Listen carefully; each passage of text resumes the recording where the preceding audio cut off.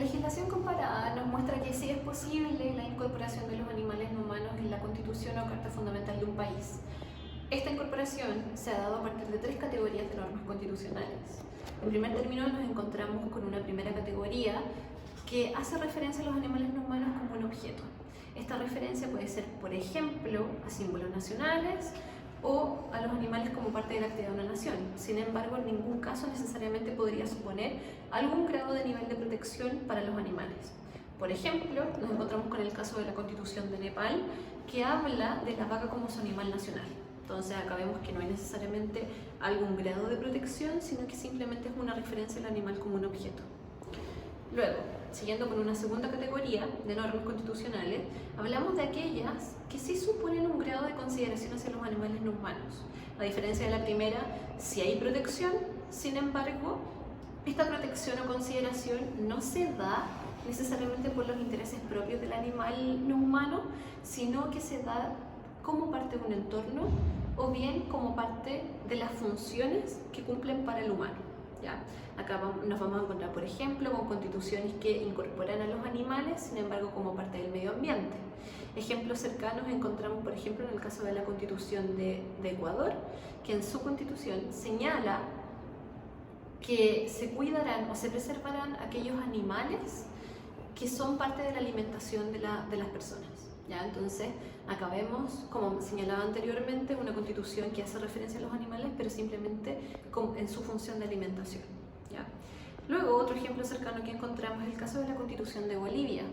Bolivia, si bien es un poco más avanzado en relación a que sí atribuye ciertas facultades para los gobiernos locales, habla de los animales en relación al medio ambiente, en relación al entorno y como parte de la fauna silvestre. ¿Ya?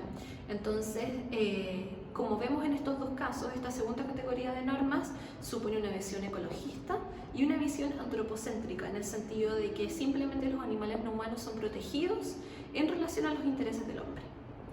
Otros ejemplos más cercanos también encontramos en el caso de Brasil, que también habla de la fauna silvestre, sin embargo, en su constitución establece expresamente la prohibición de la caza, que es un elemento diferenciador, por ejemplo, de la Constitución de Bolivia o de la Constitución de Ecuador.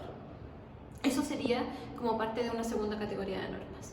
Finalmente nos encontramos con una tercera categoría de normas constitucionales. Esta tercera categoría hace diferencia de la segunda en que la consideración es en relación a los intereses individuales del animal no humano. Es decir, ya acá no hablamos de una protección del animal en su función, por ejemplo, de alimentación, como lo que veíamos anteriormente, sino que acá se supone el grado de protección más alto que podría tener, en consideración a su individualidad. Por ejemplo, si bien podría ser debatible que los casos que voy a mencionar ahora pudieran ser parte de esta tercera categoría, los mencionamos en esta tercera categoría porque tienen elementos diferenciadores de las normas constitucionales que encontramos en la segunda categoría de consideración. Entonces, vemos en primer término el caso de la Constitución de Alemania, por ejemplo. Alemania es un país que complementa su disposición constitucional con legislación civil. Esta legislación, el Código Civil en particular, señala que los animales no son cosas y que se encontrarán regidos por un estatuto especial. Esto se complementa con lo que señala la Constitución al señalar que el Estado tiene el deber de proteger los fundamentos naturales de la vida y de los animales. Entonces, tenemos un estatuto jurídico civil, pero además la Constitución habla de un deber positivo del Estado de garantizar esa protección. Entonces, ya no es una mera declaración de voluntad, sino que supone algo vinculante para el aparato estatal. Luego, en segundo término, un segundo ejemplo de esta categoría es el caso de Suiza, que al igual que Alemania también complementa su legislación constitucional con legislación común. También nuevamente nos encontramos con un código civil que señala que los animales no son cosas, pero además la Constitución señala, y esto es un elemento muy determinante, en que los animales no humanos serán poseedores de dignidad. Es decir, se habla de la dignidad de los seres vivos. Ahora bien, este elemento de dignidad no está definido en la Constitución propiamente tal, sino que está definido en la legislación civil, en la legislación común. Sin embargo, se habla de la dignidad o se la define como el valor inherente de la criatura. Esto es un elemento vital, pues en nuestra opinión podría suponer la construcción o eventual configuración de algún tipo de derecho fundamental del animal no humano. Es decir, acá la dignidad, por lo menos en el caso de Suiza, se constituye como un principio rector en la consideración de los animales no humanos. Estas tres categorías de normas es la clasificación de la legislación comparada y de la incorporación de los animales no humanos. Como señalamos anteriormente, y del análisis de la legislación comparada, podemos concluir que sí es posible la incorporación de los animales no humanos en la Carta Fundamental de un país. En particular, en nuestro país sí es posible. Ahora bien, esta incorporación debe darse, en nuestra opinión, con la incorporación de tres elementos vitales.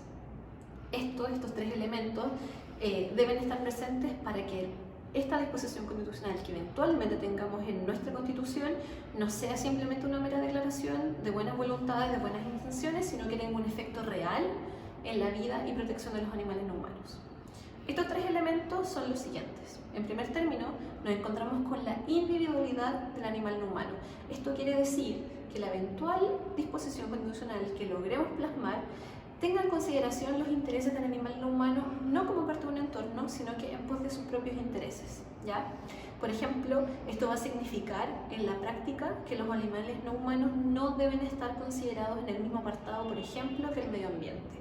Es decir, se debe tener en consideración simplemente su individualidad y no, por ejemplo, fauna silvestre como parte de un entorno, etcétera, algún otro tipo de elementos que han considerado otras legislaciones que tienen una visión más ecologista.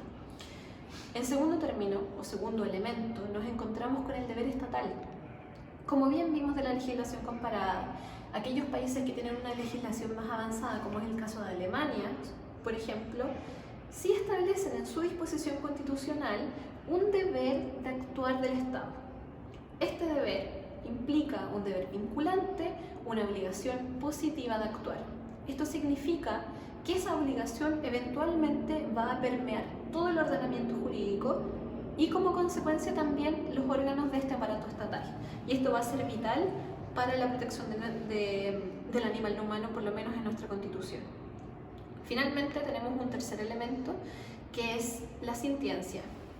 Esto, a partir de lo que ha corroborado la ciencia, nos parece elemental que esta nueva constitución, en especial la disposición constitucional que proteja a los animales no humanos, señale y haga referencia expresa a que los animales no humanos son seres dotados de sensibilidad.